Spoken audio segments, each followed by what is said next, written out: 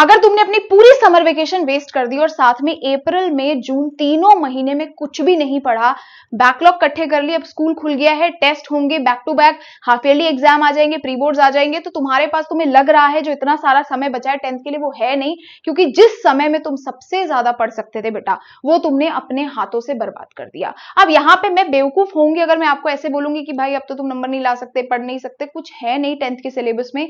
Syllabus बहुत आसान है, पढ़ाई भी ज्यादा नहीं है, चैप्टर्स भी ज्यादा नहीं है। समस्या किस चीज की है ये समझो। प्रॉब्लम ये है कि तुम्हारे लोगों के अंदर एक केयरलेस एटीट्यूड है। यानी ये जो बच्चे केयरलेस किस्म के होते हैं ना, ये अपने एग्जाम के दिन से एक दिन पहले तक भी वो अपना एटीट्यूड नहीं तोड़ पाते, इसीलिए वो नंबर नहीं लाते। जो भी बच्चा 10th में नंबर नहीं ला रहा है, वो इसलिए नहीं ला रहा है कि सिलेबस ज्यादा है या पढ़ाई बहुत टफ है, इसीलिए नहीं ला पाता क्योंकि उसका केयरलेस एटीट्यूड वो नहीं तोड़ पाता। मैं तुम्हें किसी पेपर पे लिख के दे सकती हूँ बेटा, ज्यादा नहीं, 1 घंटे भी तुमने मन लगा के पढ़ लिया ना, तो तुम भैया 95% इजीली लेकर के आ सकते हो। तो अपनी हैबिट तोड़ो पहले, ये केयरलेस एटीट्यूड बदलो, नंबर अपने आप आ जाएंगे। तुम नंबरों के पीछे भागते रहते हो, तो तुमने 3 महीने ऐसे ही बर्बाद कर दिए। अब तुम बताओ, 3 महीने का भी तुम्हें अब पढ़ना पड़ेगा, फिर 3 महीने बर्बाद करोगे तो 1-2 महीने में सारा सिलेबस करना पड़ेगा, तो अपने आप ही वो जो इफेक्टिवनेस है पढ़ाई की वो कम हो जाएगी। तो आज से अगर तुम सच में ये चीज सीरियसली लेने को तैयार हो तो ही मेरे वीडियो पे कमेंट करना, वरना मुझे कमेंट दिखना नहीं चाहिए तुम्हारा अगर तुम पढ़ने नहीं वाले तो मैं तुम्हें अब एक एक करके बताऊंगी कैसे पढ़ना है, किस सब्जेक्ट को कैसे अप्रोच करना है, हाफ ईयरली के लिए कैसे हम पूरा सिलेबस खत्म करें फटाफट से कि अब हम लोग एकदम अच्छे से 90% प्लस मार्क्स लेकर के आ सके, क्योंकि सिलेबस तो आसान है, मैं आपको हर बार बताती हूँ। देखो, वीक वाइज स्ट्रैटेजी फॉलो करेंगे। अब से क्या करेंगे, मैं आपको हर समय अलग अलग बातें बताती हूँ, देखो, क्योंकि समय के साथ साथ आपका पैटर्न भी पढ़ाई का बदलना चाहिए। अब हम वीक वाइज स्ट्रैटेजी फॉलो करेंगे, ठीक है, क्योंकि अब हमारे कुछ महीने बर्बाद हो चुके हैं, अब अपने पास थोड़ा सा प्रेशर बन गया है। तो अब हम जैसे वीक 1 में आपको क्या करना है, मतलब जब से पढ़ाई शुरू करोगे उस हफ्ते से आपको क्या करना है, एक साइंस का चैप्टर उठाओ जो टफ होगा, टफ साइंस का चैप्टर जो आपको टफ लगता है। फॉर एग्जाम्पल, जैसे मुझे बायोलॉजी सारी टफ लगती थी, तो आप कोई भी चैप्टर उठा सकते हो जो आपको टफ लगता है, लेकिन चैप्टर कहां तक उठाओगे, जो आपके हाफ ईयरली में आएंगे, ठीक है। तो एक टफ चैप्टर उठाया आपने साइंस का, और उसी वीक में आप एक एसएसटी का चैप्टर करोगे, लेकिन इजी चैप्टर करोगे। फॉर एग्जांपल, आपने पढ़ लिया भैया फेडरलिज्म चैप्टर पढ़ लिया, थोड़ा सा चैप्टर है, बहुत ज्यादा बड़ा नहीं है, पावर शेयरिंग पढ़ लिया है ना, इकोनॉमिक्स का चैप्टर पढ़ लिया, तो एक इजी सोशल का चैप्टर उठाया और एक मैथ्स का चैप्टर आपने उठाया। तो इस तरीके से आपको एक वीक में 3 चैप्टर खत्म करने हैं, एक साइंस का टफ चैप्टर, एक सोशल का इजी चैप्टर और एक मैथ्स का कोई सा भी चैप्टर जो आप पढ़ना चाहते हो, ठीक है।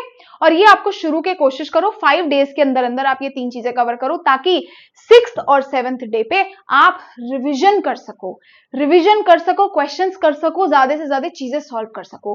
क्योंकि यहां पे हमें सिर्फ पढ़ना नहीं है, ऐसा पढ़ना है कि हम उस चैप्टर को जब दोबारा पढ़ें तो हम दोबारा 8 घंटे ना लगाएं। बजाय हम क्या करेंगे, चैप्टर को पहले ही इस तरीके से पढ़ेंगे कि जब अगली बार पढ़ें तो हमें सिर्फ 1.5 घंटे, मतलब 1 घंटा 1.5 घंटा ही लगे चैप्टर को पूरा थॉरोली रिवाइज करने में, ठीक है। तो ये काम आपने पहले किया। नेक्स्ट वीक क्या करेंगे, सब्जेक्ट पलट देंगे, यानी अब अगले हफ्ते आप साइंस का एक इजी चैप्टर उठा लो जो आपको इजी लगता है, आपने पहले पढ़ा होगा, आपको थोड़ा बहुत आता है। सोशल का टफ चैप्टर उठा लो, भाई rise of nationalism in Europe है, नेशनलिज्म इन इंडिया है, टफ चैप्टर उठाया, और एक मैथ्स का चैप्टर कोई भी आप उठा सकते हो जो आप पढ़ना चाहते हैं। फिर इसमें नेक्स्ट वीक भी आप यही काम करेंगे बेटा कि 6th और 7th डे पे आपको रिविजन करना है। आप कुछ भी मत पढ़ो, केवल और केवल जो ये 3 चैप्टर पढ़े हैं उनको डिटेल में रिवाइज करो। अब यहां पे आएगा 3rd वीक जो बहुत ज्यादा इंपॉर्टेंट है, यानी तीसरे हफ्ते आप क्या करोगे, कुछ भी नया नहीं पढ़ोगे, कोई न्यू चैप्टर नहीं, कोई न्यू सिलेबस नहीं, केवल और केवल ये जो 2 हफ्तों में आपने पढ़ाई की है, यानी कि साइंस के ये 2 चैप्टर, सोशल के 2 चैप्टर, मैथ्स के 2 चैप्टर, इनको आप पूरे हफ्ते दोबारा से रिवाइज करोगे। क्योंकि मोटिव क्या है, मैं अपने स्कूल टाइम में क्या करती थी, कम कम पढ़ती थी लेकिन बार बार पढ़ती रहती थी। इससे होता क्या था, जो सिलेबस मेरा बचा रहता था वही बचा रहता था, पर जो हुआ रहता था वो अच्छे से हुआ रहता था, तो टेंशन नहीं रहती है दिमाग में, है ना।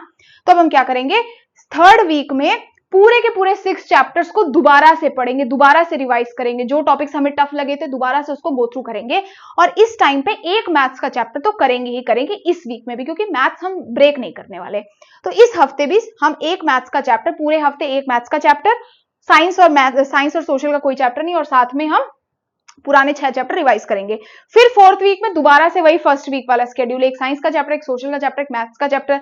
फिर 5th वीक में दोबारा से साइंस का, सोशल का, मैथ्स का चैप्टर।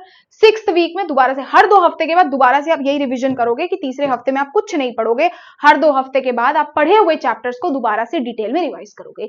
तो ये बेटा अब आप स्ट्रैटेजी अपनी आराम से फॉलो कर सकते हो। इससे आप पढ़ भी लोगे, 2-2 बार आपकी रिवीजन भी हो रही है और एग्जाम तक आप भूलोगे भी नहीं। ठीक है, चलो नेक्स्ट काम क्या करना है। अब पढ़ना कैसे है ये सवाल आता है। भैया हर सब्जेक्ट की अलग अलग अप्रोच है, तो पहले मैं प्रैक्टिकल सब्जेक्ट बताऊंगी, फिर आपके थ्योरेटिकल सब्जेक्ट बताऊंगी। अब प्रैक्टिकल सब्जेक्ट जो आपके हैं मैथ्स और साइंस, इन सब्जेक्ट में आपको देना पड़ेगा समय, आपको चाहिए टाइम, आपको चाहिए प्रैक्टिस। ठीक है, सोशल और इंग्लिश हो गए थ्योरेटिकल सब्जेक्ट, उनको अलग तरीके से पढ़ेंगे, वो बाद में बताऊंगी। अब मैथ्स के लिए क्या करो, हाफ ईयरली के लिए, एनुअल के लिए, जिस भी पेपर के लिए पढ़ रहे हो यार, यही काम करना है। सबसे पहले एनसीईआरटी एग्जाम्पल्स कर लो, ऐसी शिद्दत से सॉल्व करो कि मैंने अगर बोला कि बेटा पेज नंबर इस पे ये 5वां तेरा एग्जाम्पल नंबर है, सॉल्व हो जाना चाहिए अपने आप। मैं अपने क्लास में क्या करती थी, 10th में जैसे मैथ्स की बुक है, अभी तो 9th की पढ़ी है मेरे पास, हमने गेम खेलते थे, जैसे टॉपर फ्रेंड्स होते थे, जैसे रैंडम बुक खोलते थे, अब उस बुक में जो भी क्वेश्चन निकल गया उस क्वेश्चन को ऑन द स्पॉट सॉल्व करते थे। तो इससे क्या होता था, फन भी है और पता भी चल रहा है कि हमारी प्रिपरेशन है किस लेवल की, वो कॉन्फिडेंस अलग आता है प्रिपरेशन में। तो भैया एनसीईआरटी एग्जाम्पल्स करो, बैक एक्सरसाइजेस करो अच्छे से, मतलब एनसीईआरटी का एक एक सवाल ऐसा होना चाहिए कि भाई साहब कोई पूछ लेना तो आपको पता होना चाहिए। उसके बाद सोचना कि अब मैं ये वाली बुक करूंगा, वो वाली बुक करूंगा, चाहे वो मेरी ही किताब क्यों ना हो। पहले ये बेसिक चीजें आपको करनी ही करनी है। तीसरा काम क्या करेंगे, 5 साल के previous year question paper solve करने हैं। याद रख लो, लास्ट 5 ईयर के क्वेश्चन पेपर्स, सीबीएसई का ऑफिशियल पेपर देख लो, इतना देख लो कि जिस दिन पेपर हाथ में आए तो एटलीस्ट एंजाइटी ना हो कि ये क्या होने लग गया बोर्ड का पेपर। रोज देखो, रोज सॉल्व करो। 5 साल के पेपर भी वैसे ही शिद्दत से लगाने हैं कि कोई भी क्वेश्चन आए तो आपको पता हो, क्योंकि यहां से आपका सवाल 100% रिपीट होगा। कोई भी स्कूल टीचर, ट्यूशन टीचर पूछो, सब सजेस्ट करते हैं। और उसके बाद आपको एक्स्ट्रा प्रैक्टिस करने हैं क्वेश्चंस, वो आपकी मर्जी है, फिर आप 1 बुक लो, 2 बुक लो, 5 बुक लो, कोई फर्क नहीं पड़ता। ये पहला रिसोर्स मटेरियल आपके पास मैथ्स में होना चाहिए। 5 साल की प्रीवियस ईयर क्वेश्चन पेपर के लिए आप मेरी बुक भी ले सकते हो, मैंने आपको बताया, उसमें मैंने वीडियो सोल्यूशंस भी डाले हैं। अब मेरे पास टाइम नहीं है डिटेल करने का, तो रिव्यू सेक्शन मतलब नीचे दे लेना, डिस्क्रिप्शन पे वीडियो अटैच कर दूंगी। ठीक है, चलो साइंस की बात करें, साइंस में भी सेम यही है कि हमको क्या करना है, पहले चैप्टर समझना है। अब साइंस का बच्चा क्या करता है ना, पहले बच्चा जब चैप्टर पढ़ता है ना तो उसको इतना फोमो होता है, वो इंग्लिश में पढ़ने की कोशिश करता है। पहले हमें केवल समझना है ऐसा क्यों होता है का, चाहे आपको हिंदी में आता हो, इंग्लिश में आता हो, जैसे भी आता हो, पर पहले समझ आना चाहिए। पहला मुद्दा है कि कॉपी पेन साइड करके जो पढ़ा रहे हैं वो सुन के समझना है कि हो क्या रहा है इस चैप्टर में। सेकंड काम क्या करना है, एनसीईआरटी सॉल्व करनी है 2 बार। जितने क्वेश्चंस हैं वो 1 बार सॉल्व किए, जो क्वेश्चन नहीं बने उस पर सर्कल किया, उन सारे क्वेश्चंस को लिख दिया, 2 क्वेश्चन 5 नंबर क्वेश्चन नंबर 7 8 नहीं बना, सेकंड टाइम पे उसे भी सॉल्व करो और नोटबुक के ऊपर लिख देना। जब कोई चैप्टर पढ़ रहे हो ना, जैसे तुमने अगर सेकंड चैप्टर पढ़ा, तो जब तुम जिस समय पढ़ रहे थे उस समय अगर तुमसे क्वेश्चन 9 10 15 18 नहीं हुआ तो उसे ऊपर हेडिंग करके बड़ा बड़ा लिख देना, ताकि जब अगली बार रिवाइज करो तो इन क्वेश्चंस पे जरूर से नजर डालो, क्योंकि ये तुमसे सॉल्व नहीं हुए थे। आगे समझ में। उसके बाद आपको फिर से previous year question paper solve करने 5 साल के, क्योंकि साइंस में आपके पास पहले ही लिस्ट तैयार हो जाएगी कि भैया पेपर में सवाल कौन से बन रहे हैं, कौन से बोर्ड में कौन सा पेपर, कौन सा क्वेश्चन आ रहा है, डिस्प्लेसमेंट रिएक्शन आएगा, डिफेक्ट्स ऑफ आई आएगा, मुझे पता है ये आना ही है, इस साल के पेपर में भी आना है। तो इसमें कोई बहुत बड़ी हवा वाली बात नहीं है कि ये पेपर आ गया हो बहुत बड़ी बात हो गई। सब बच्चों को पता होता है, जो पीवाईक्यू करते हैं ना उनको सबको पता होता है कि पेपर आना ही है। तो 5 साल के प्रीवियस ईयर क्वेश्चन उसी शिद्दत के साथ, और उसके बाद फिर आप जो सीबीएसई क्वेश्चंस देती है सैंपल पेपर्स, वो आप बिल्कुल लास्ट में कर सकते हैं, पर ये 3 स्टेप आपके लिए सबसे ज्यादा इंपॉर्टेंट है सॉल्व करना। आगे समझ में इतनी बात, ठीक है। साइंस वाली पीवाईक्यू बुक्स जो भी है सारे सब्जेक्ट्स की मेरी अवेलेबल है, वो आप जाकर के देख सकते हैं। उसमें वीडियो सोल्यूशन सीबीएसई के टीचर्स ने बना के डाले, तो भैया कोई कॉन्सेप्ट नहीं हो रहा, तुरंत के तुरंत टीचर्स ने आपको कॉन्सेप्ट भी समझा दिए स्कैनर के थ्रू। चलो अब आते हैं थ्योरेटिकल सब्जेक्ट में। इसमें क्या समस्या है, सबसे बड़ी समस्या बेटा थ्योरेटिकल सब्जेक्ट में ये है कि तुम्हारे पास साइंस और सोशल और इंग्लिश पढ़ने का टाइम ही नहीं होता। तुम सारे साल मैथ्स और साइंस में लगे रहते हो और सबसे ज्यादा टाइम वेस्ट तुम थ्योरी सब्जेक्ट में करते हो। सोशल की अभी मैं गिन के बता सकती हूँ, मैक्सिमम बच्चों का एक हिस्ट्री का चैप्टर ज्यादा से ज्यादा और एक ज्योग्राफी या इको का चैप्टर हुआ होगा, वो भी ऐसा होगा कि हिस्ट्री तुम्हें दोबारा पढ़नी पड़ेगी क्योंकि तुम भूल गए होगे। सारा समय तुम थ्योरी सब्जेक्ट में केवल नोट्स बनाने में वेस्ट करते हो, सोशल में लगे रहते हैं नोट्स बनाने में, पता नहीं क्या पेन घिसते हैं, उसके बचा हुआ टाइम वो रॉन्ग रिसोर्स मटेरियल फॉलो करते हैं, क्वेश्चन वाली किताबें खरीद लेते हैं। भाई थ्योरी सब्जेक्ट में आपको किताब सवाल वाली नहीं चाहिए, ऐसी बुक चाहिए जिसमें थ्योरी पूरी दे रखी हो ताकि आपको ना बनानी पड़े, है ना। और तीसरा काम क्या करते हैं कि भाई रिवीजन ही नहीं करते क्योंकि सारा टाइम नोट्स बनाने में बिजी है, तो रिवीजन का टाइम ही नहीं है। मेन जो मुद्दा है आंसर राइटिंग का, आंसर राइटिंग बेटा करना जरूरी है।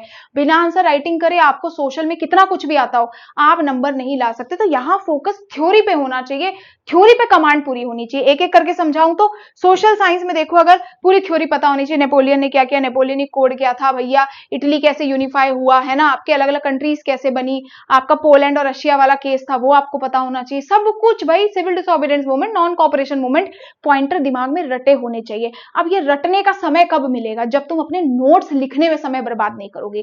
बच्चा लिखते रहता है, लिखना नहीं, आपको पहले याद करना है, याद करके लिखना है, क्योंकि जब याद करके लिखोगे तो नोट्स ऑटोमेटिकली बन जाएंगे, प्लस तुम्हें आंसर राइटिंग की भी प्रैक्टिस हो जाएगी। तो ये काम करना है। उसके बाद एनसीईआरटी सॉल्व करनी है थोड़ी बहुत, और 5 साल के पेपर्स तो इसमें भी लगाने हैं। ये होता है तरीका। अब इसके लिए तुम मेरी सोशल साइंस की बुक यूज कर सकते हो 360, क्योंकि कोई रिसोर्स मार्केट में नहीं है।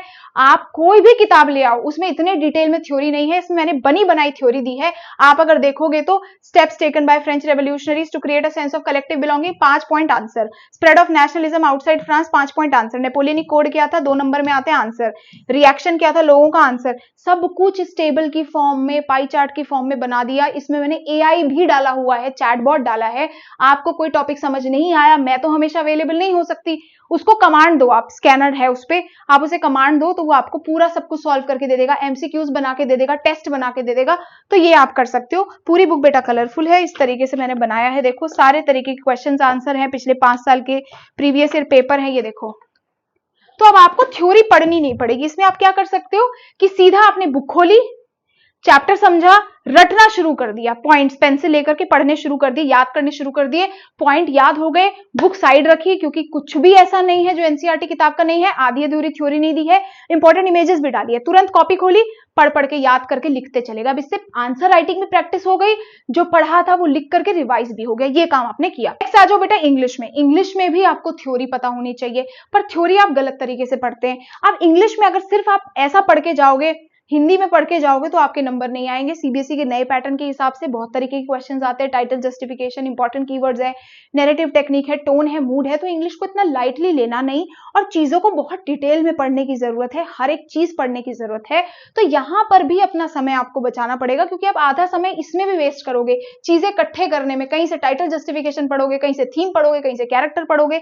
तो इसके लिए सबसे पहले तो एक इंपॉर्टेंट वीडियो, डिटेल वीडियो मैंने बनाया है, आई बटन में लगा दूंगी, देखना जरूर करके, पूरा पर्सपेक्टिव चेंज हो जाएगा। तो इसमें थ्योरी पे ज्यादा फोकस करना है, ग्रामर पे फोकस करना है, ठीक है। तो इसमें भी आपका सारा काम फोकस होगा थ्योरी पे। उसके बाद 5 साल के पेपर्स आपको इसमें भी करने हैं। अब इसके लिए भी अगर आपके पास रिसोर्स मटेरियल नहीं है तो आप मेरी बुक यूज करो। इंट्रोडक्शन है, टाइटल जस्टिफिकेशन है, सारे इंपॉर्टेंट कीवर्ड्स ऑलरेडी अंडरलाइन कर रखे पिंक कलर से, तो वहां आखिरी टाइम पे ढूंढने की जरूरत नहीं है कि Lencho had immense faith in God, robust faith in God, unbreakable unshakeable faith in God. सारे कीवर्ड्स आपके मैंने ऑलरेडी लगाए हैं। Title justification, character sketch, glossary section जो भी है, पूरी 4 कलर बुक है, हिंदी में भी एक्सप्लेनेशन सपोर्ट दे रखा है। तो ये दोनों बुक का कॉम्बो है, सोशल और इंग्लिश की बुक का कॉम्बो। मैंने सिर्फ और सिर्फ इस साल थ्योरी बुक इसीलिए बनाई है क्योंकि मुझे पता था थ्योरी की कोई ऐसी बुक नहीं है जिसमें इतनी डिटेल में चीजें हों। ये दोनों ही बुक्स बेटा मैंने डिस्काउंट पे लगा रखी है, आप जाकर के चेक कर सकते हो। तो इसी तरीके से आप पढ़ोगे थ्योरी सेक्शन को, बाकी जो मैंने आपको बताया इस हिसाब से आप पढ़ोगे अपने प्रैक्टिकल सब्जेक्ट्स को, और बस इससे ज्यादा आपको पढ़ने की कोई जरूरत नहीं है। मेन मुद्दा ये है कि हमें अपने थ्योरी सेक्शंस में अपना समय बचाना है, क्योंकि यहां पे जितना समय बचाएंगे उतना समय हम मैथ्स और साइंस जैसे सब्जेक्ट्स में लगा सकते हैं। यहां टाइम बचाना है, क्यों है? क्योंकि यहां हमें टाइम चीजों को बटोरने में नहीं, चीजों को लिख के प्रैक्टिस करने में लगाना है, अदरवाइज नंबर नहीं आएंगे। राइटिंग सेक्शन लिख करके प्रैक्टिस करना पड़ेगा, एक एक theme, character sketch, important keywords answers में लिख लिख के प्रैक्टिस करने पड़ेंगे। अक्रॉस द टेक्स्ट क्वेश्चंस आ रहे हैं पेपर में, इन्फ्रेंस बेस्ड क्वेश्चंस आ रहे हैं, ये सब क्वेश्चंस आपको करने पड़ेंगे और तब कर पाओगे जब थ्योरी अच्छे से आएगी। और मैंने इसीलिए ये दोनों बुक्स जो हैं, ये सोशल की है, ये इंग्लिश की है, बनाई है। ये दोनों ही आप जाकर के रिव्यूज चेक करना, नीचे डिटेल में मैंने बताया है, ये चेक करना। इसके अलावा आपको कुछ करने की जरूरत नहीं है। जो भी आपका बनता था जुलाई रोड मैप में, वो मैंने आपको बता दिया है। आज से ही ये स्ट्रैटेजी फॉलो करो। प्लीज व्हाट्सएप ग्रुप ज्वाइन कर लो, टेलीग्राम ज्वाइन कर लो, और मैं मिलूंगी आपको जल्दी नेक्स्ट वीडियो में।